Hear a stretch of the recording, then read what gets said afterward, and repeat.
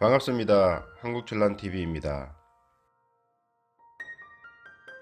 오늘은 난초 분갈이에 대해서 알아보겠습니다. 난초 분갈이를 하는 이유에 대해서 알아보겠습니다.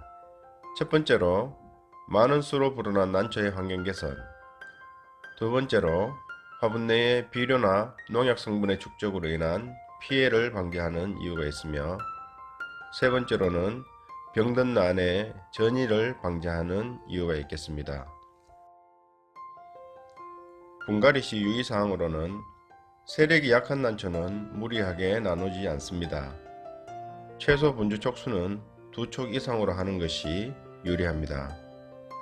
그리고 생장점이 살아있는 뿌리는 충격이 가지 않도록 유의해야 하며, 병든 개체와 뿌리는 정리하고 소독해야 합니다. 그리고 내년도 신화가 잘 성장할 수 있도록 환경을 조성합니다. 저는 베란다에서 배양하기 때문에 분갈이 시기가 되면 이렇게 거실에 돗자리를 펴고 분갈이를 합니다. 여기 난석이 있고요. 화분은 작년에 사용한 플라스틱 화분을 락스로 소독해서 재활용합니다. 이 도구들은 난초 분갈이 할 때 사용하는 도구들입니다. 작은 가위가 있고요. 핀셋입니다. 이 도구는 자세한 이름은 모르겠는데 커피 만들 때 사용하는 에칭펜이라는 것이 좀 비슷하게 생겼더라고요. 명칭을 아시는 분은 댓글로 부탁드립니다. 그리고 난초의 상처 부위를 소독하고 보호하는 톱신 페스트입니다. 이 도구들을 수시로 소독해야 하는 토치입니다.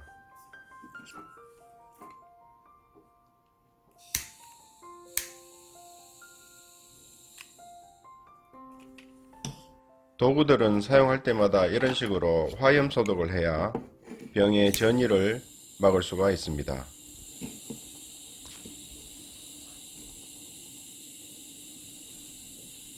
분갈이 해줄 난초들입니다.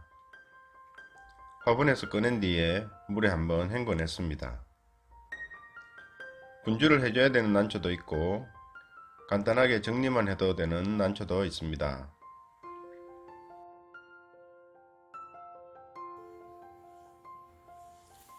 이 난초는 가운데 있는 제일 어미 촉에서 양쪽으로 번식이 이루어진 난초입니다. 매년 양쪽으로 2촉씩 생산된 것을 알 수 있겠습니다. 이것은 올해 생산된 신촉입니다. 이렇게 벌브 아래쪽을 보면 내년도에 자라게 될 신화가 있습니다. 핀셋으로 타격을 제거해서 살펴보겠습니다. 세워서 보게 되면 벌브 아래에 있다는 것을 확연히 알 수 있습니다. 이렇게 벌브 아래쪽에 깊은 곳에 신화가 형성이 되면 밑달렸다고 얘기를 하고 이 신화는 제거 대상이 됩니다. 이 신화가 내년도에 그대로 자라게 되면 똑바로 자라지 못하고 휘어져서 자라게 되며 그 다음 해에도 계속 같은 현상이 일어나게 됩니다. 그리고 뿌리가 비정상적으로 자라게 되며 호르몬 작용과 환경적인 영향으로 인해 여러가지 장애가 발생될 가능성이 많습니다. 이렇게 밑달린 신화를 제거하는 것이 분갈이 하는 이유 중 가장 중요한 사항 중 하나라고 볼 수 있습니다. 밑달린 신화로 인해 난초 전체가 무너지는 경우가 있으니 꼼꼼히 잘 살펴야 됩니다. 자, 여기 타겹을 제거하니 약간 위쪽에 또 하나의 신화가 달려있는 것이 보입니다. 밑달린 신화를 제거하지 않으면 이 신화는 내년도에 성장하지 않을 가능성이 아주 크지만, 밑달린 신화를 제거하게 되면 내년에 이 신화가 자라게 되어 정상적인 성장이 이루어지게 됩니다. 그러면 도구를 이용해서 밑달린 신화를 제거하겠습니다. 위쪽에 있는 신화는 건드리지 않도록 반드시 주의해야 합니다. 가볍게 아래로 힘을 주면 쉽게 제거가 됩니다.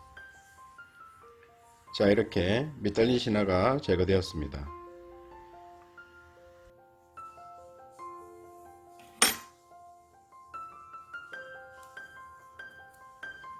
이렇게 제거하고 나서는 톱신 페스트를 이용하여 상처 부위를 소독하고 보호해 줍니다. 이쪽 옆에도 신화가 하나 있는 것이 보이는데요. 이렇게 밑달린 신화를 제거하게 되면 내년도에는 양쪽에서 두 촉이 성장할 가능성이 더 커지는 것도 하나의 장점이 됩니다. 이렇게 하고 나서 내년도에 신화가 잘 성장할 수 있도록 위쪽에 가로막고 있는 뿌리를 제거해 줍니다.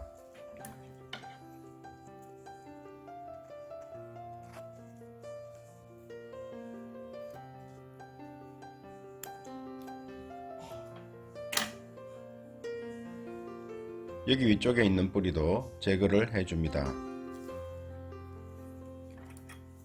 이 난초는 뿌리가 많기 때문에 이렇게 제거를 해줘도 되지만 뿌리를 제거할 때 유의사항은 한 촉당 최소 서너 가닥은 확보가 된 상황에서 정리를 해줘야 하며 난초의 중심축인 종간주 뿌리는 제거하지 않는 게 좋습니다. 반대쪽에 있는 신척도 신화가 아래쪽에 있는 것이 보입니다. 이것도 제거를 해주고 옆에 있는 신화가 잘 자랄 수 있도록 가로막고 있는 뿌리를 제거해 줍니다.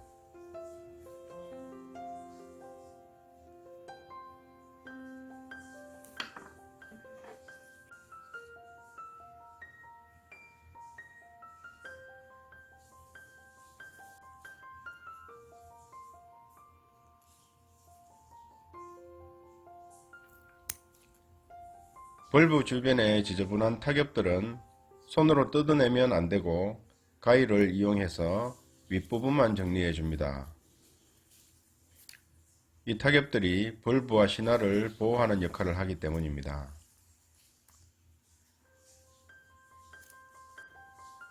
그리고 여기를 보시면 뿌리의 생장점이 살아있는 것이 보입니다. 이 생장점이 닫히게 되면 뿌리의 성장이 멈출 수 있기 때문에 유의하셔야 될 부분입니다. 그리고 병든 뿌리와 상태가 좋지 않은 뿌리를 정리해 줍니다. 뿌리의 가운데를 자를 때도 이렇게 보시면 뿌리 가운데 절로 나눠진 부분이 있습니다. 가급적이면 이 부분을 잘라줍니다. 이렇게 하면 새로운 뿌리가 생겨날 가능성이 높아지기 때문입니다. 이렇게 오래되어 제 기능을 하지 못하는 뿌리도 제거를 해주고요. 상태가 좋지 않은 뿌리도 제거를 해줍니다.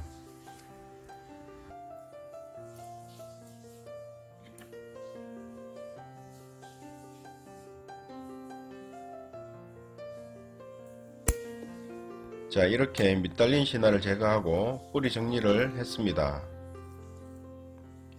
이 난초는 내년에 꽃을 피우기 위해서 분주는 하지 않고 그대로 심겠습니다.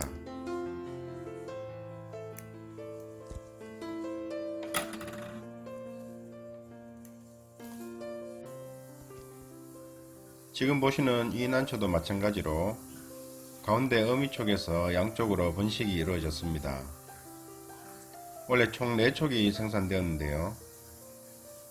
올해 분주를 하지 않으면 내년에는 화분의 공간이 협소해져서 성장에 어려움이 있기 때문에 오른쪽에 있는 3촉을 분리해서 따로 심어 보겠습니다. 이렇게 손으로 가볍게 비틀어서 벌브와 벌브 사이가 쉽게 움직여져야 분주할 수 있을 정도로 벌브가 성장되었다 볼 수 있습니다. 이렇게 살짝 비틀었는데 벌브 사이가 움직이지 않으면 가급적 분주를 삼가하는 것이 좋습니다. 자, 분갈이 도구들은 사용할 때마다 화염 소독을 합니다. 이것은 굉장히 중요한 부분인데요.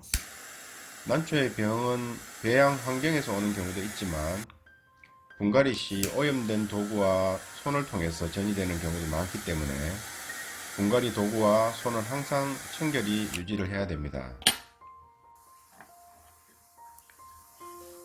벌브와 벌브 사이에 가위를 넣어서 벌브의 아래쪽 둥근 면을 따라 내려가면 가위를 벌린 폭이 가장 좁아지는 부분을 찾아서 이렇게 잘라주면 됩니다.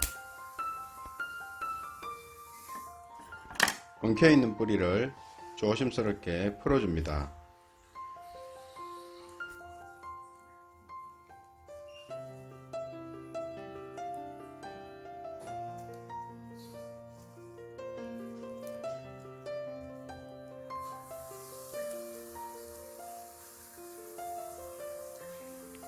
여기 보시면 분리된 부분에 상처가 아주 작은 것을 알 수 있습니다.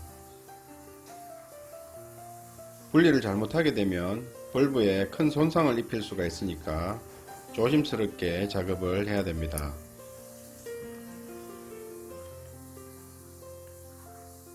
상처난 부분은 약을 발라주시고요. 분주한 난초도 밑달린 신화를 제거하고 뿌리를 정리해 줍니다.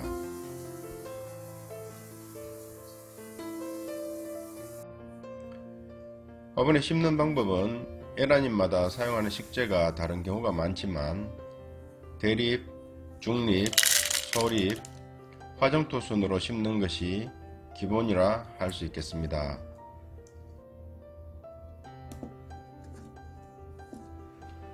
대립을 넣은 다음 난초를 넣어서 자리를 잡고 중립, 소립, 고형비료, 그 다음 화장토로 마감하는 방식으로 난초를 심으면 됩니다. 그리고 화장토를 올리기 전에 소량의 고형비료, 마감 부케이를 화분 가장자리에 올리는 것도 한 가지 방법입니다. 이 고형비료는 물을 줄 때마다 조금씩 난초에 영양이 공급되는 효과가 있습니다. 이렇게 화장토를 올려서 마무리를 합니다.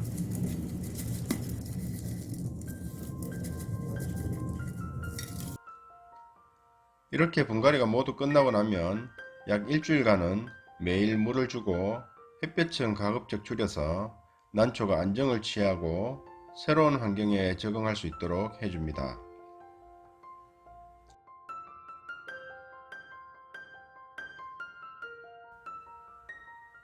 끝으로 베란다 난실에서 꽃을 피운 제주 한란을 감상하면서 마무리하겠습니다. 제주 한란의 향기까지 전해드리지 못해 아쉽네요. 구독과 좋아요 잊지 마시고요. 다음 시간에는 새로운 내용으로 찾아오겠습니다. 감사합니다.